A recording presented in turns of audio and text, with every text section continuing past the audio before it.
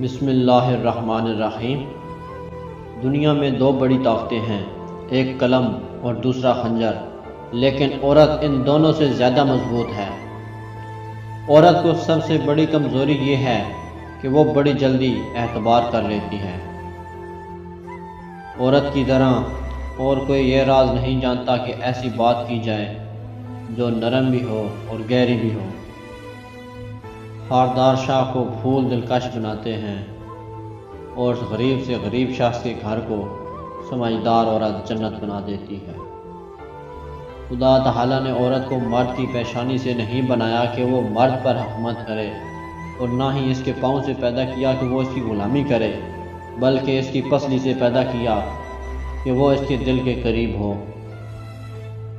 24 سال کے بعد مجھے یہ تجربہ ہوا کہ دنیا میں اگر کوئی شخص میرے کاموں میں مدد دے سکتا ہے تو وہ میری بیوی ہے۔ جہاں عورت کا احترام ہوتا ہے وہاں خدا بھی خوش ہوتا ہے۔ مرد قانون بناتے ہیں اور عورتیں عادتیں۔ عورت انسان اور فرشتے کے درمیان ایک مخلوق کا نام ہے۔